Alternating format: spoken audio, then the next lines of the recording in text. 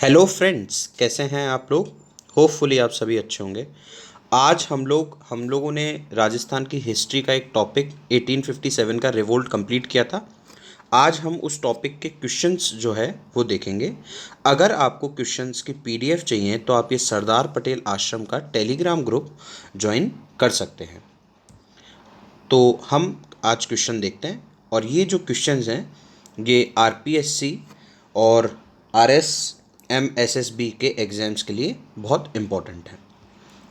तो देखते हैं। देखिए, पहला क्वेश्चन ये है कि 1857 के रिवोल्ट में किस पॉलिटिकल एजेंट का सर काटकर पूरे शहर में घुमाया गया था।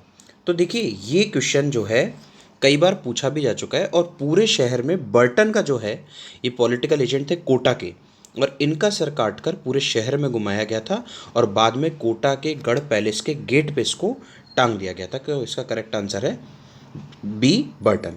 अगला क्वेश्चन है 1817 और 18 की संधि करने वाली मात्र एक रियासत जिसे अंग्रेज़ों द्वारा खिराज मुक्त कर दिया गया था। देखिए, ये बहुत इंपॉर्टेंट क्वेश्चन है।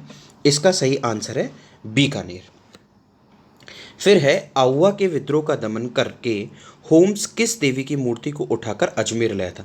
आउवा का मैंने आपको बताया था। देखिए, बहुत इंपॉर्टेंट रिवोल्ट हुआ है आउवा में। वहाँ पर ठाकुर कुशाल सिंह के नेतृत्व में लड़ाई लड़ी गई थी, और मैंने आपको बताया था कि वह हमेशा अपनी एक कुल देवी थी जिनकी पूजा करके वहाँ पर जाया करते थे, और उन्होंने 2 युद्ध भी जीते, बिथोड़ा का और चिलावास का। तो वो थी सुगाली माता की मूर्ति।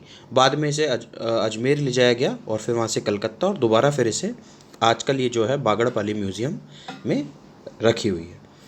अगला क्वेश्चन है कोटा के विद्रोह का दमन किस अधिकारी ने किया था। देखिए, ये करा था H G Roberts. H G Roberts खुद आए थे कोटा में जो है विद्रोह का दमन करने। तो इसका राइट आंसर है बी, एच जी रॉबर्ट्स। अगला क्वेश्चन है सन 1857 के विद्रोह के समय राजस्थान में कितनी सैनिक छावनियाँ थी। देखिए, ये बहुत इंपॉर्टेंट क्वेश्चन है और बहुत ईजी है। टोटल 6 सैनिक छावनियाँ थी, जिनमें से 2 ने क्रांति में भाग नहीं लिया था। एक तो ब्यावर ने और एक खेरवाड़ा ने। अगला प्रश्न है 1857 के विद्रोह के दौरान मेजर बर्टन और उसके 2 पुत्र कहाँ पर मारे गए। देखिए, पहला जो क्वेश्चन भी यही पूछा गया था कि उसका सर काटकर किस पॉलिटिकल एजेंट का सर काटकर पूरे शहर में घुमाया गया। तो ये बर्टन ही था, लेकिन बर्टन के 2 पुत्र भी थे, फ्रैंक और ऑर्थर, और ये कोटा में ही थे। तो ये कोटा में मारे गए थे। अगला क्वेश्चन है राज्यों के विलय की नीति के तहत सर्वप्रथम अंग्रेजी राज्य में मिलाया गया था। देखिए, ये जो है ये ऑल ओवर इंडिया में जब आप पढ़ेंगे 1857 की क्रांति, उसका प्रश्न है, और ये सतारा इसका उत्तर है। ठीक है, सतारा जो है आजकल वर्तमान में महाराष्ट्र में है। ठीक है। अगला क्वेश्चन है नीमच छावनी से विद्रोही सैनिक दिल्ली जाते समय किस छावनी में पहुंचे। तो इसका सही उत्तर है देवली। वह लोग दिल्ली जा रहे थे, तो रास्ते में टोंक रियासत थी, टोंक रियासत में एक छावनी थी देवली, वहाँ पर रुके। दोस्तों, इन क्वेश्चंस पे आप ज़रूर ध्यान दीजिएगा, क्योंकि हम वही क्वेश्चंस आपसे पूछ रहे हैं जो पहले किसी ना किसी एग्ज़ाम में ऑलरेडी पूछे जा चुके हैं। अगला देखिए, अगला हम देखते हैं कि राजस्थान में किस जगह जन विद्रोह हुआ था। देखिए, एक ही जगह है जहाँ पर लोगों के द्वारा क्रांति हुई थी, वो हुई थी कोटा में। ठीक है, तो इसका सही उत्तर है कोटा। अगला है राजस्थान के राजाओं में वह कौन सा शासक था जो अपनी सेना के साथ 1857 के संग्राम की सहायता हेतु राज्य से बाहर गया। बहुत इंपॉर्टेंट है। बीकानेर के राजा सरदार सिंह हैं, ये अपने राज्य की सीमाओं से बाहर गए थे आंदोलन का दमन करने। अगला क्वेश्चन है 1857 में आउवा के किस ब्रिटिश पॉलिटिकल एजेंट की हत्या की गई। तो आउवा में जिस ब्रिटिश पॉलिटिकल एजेंट की हत्या की गई थी वह मारवाड़ या जोधपुर के पॉलिटिकल एजेंट थे, जिनका नाम था मैक मॉसन। ये उस युद्ध में मारे गए थे। चेलावास का वो युद्ध था जिसमें ये मारे गए थे। अगला है नीमच से जान बचाकर भागे अंग्रेज अधिकारियों व उनके परिवारजनों को किस महाराजा ने अपने यहाँ शरण दी। देखिए, याद रखिएगा, नीमच जो छावनी थी वो एमपी में थी, लेकिन वो किसके अधीन थी, वो मेवाड़ छावनी मेवाड़ रियासत के अधीन थी। ठीक है, तो उस पर कंट्रोल, उस पर नियंत्रण जो था वो शावर्स का था।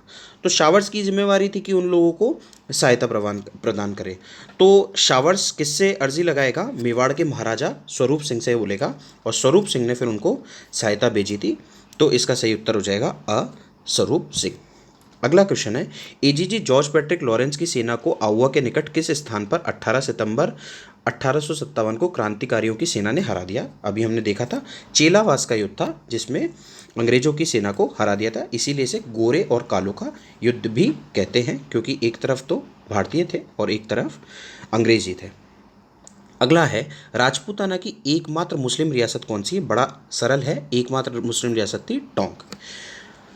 और टोंक में यहाँ के जो टोंक के नवाब थे, इनके मामा ने ही यहाँ पर विद्रोह कर दिया था।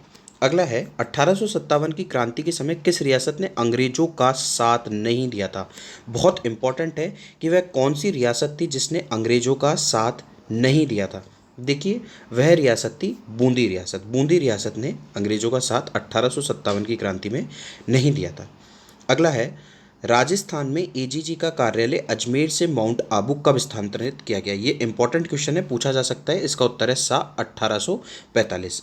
इसका सही उत्तर है 1845 सा। ठीक है, तो जब इसको ट्रांसफ़र कर दिया गया था, कारण ये था कि अंग्रेज़ जो है वो शीतोष्ण कटिबंधीय क्षेत्र से आए थे जहाँ पर थोड़ी ठंड पड़ती है, और राजस्थान में आप जानते हैं मई जून के महीने में काफ़ी गर्मी पड़ती है।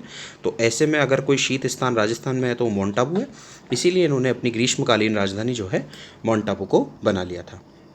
अगला क्वेश्चन है, काले गोरे का युद्ध मैंने अभी आपको बताया था, तो ये चेलावास का युद्ध है जिसको काले गोरे का युद्ध कहते हैं।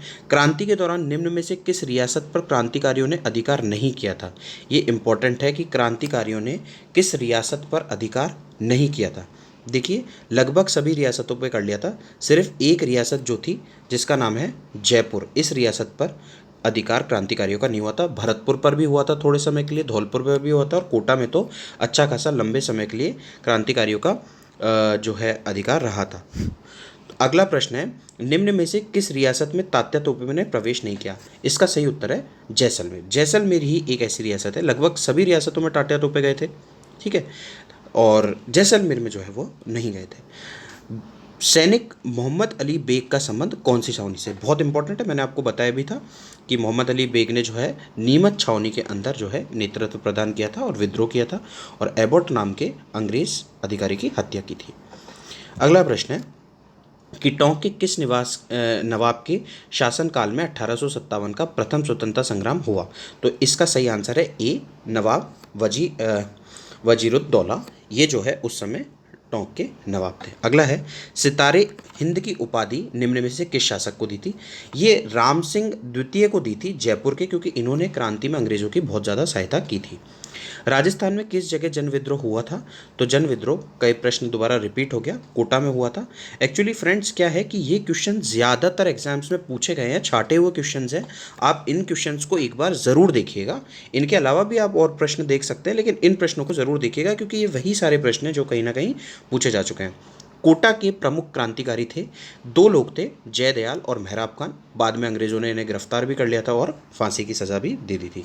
अगला प्रश्न है 1857 कर लीजिएगा आप, ये थोड़ा सा प्रिंटिंग में प्रॉब्लम हो गई।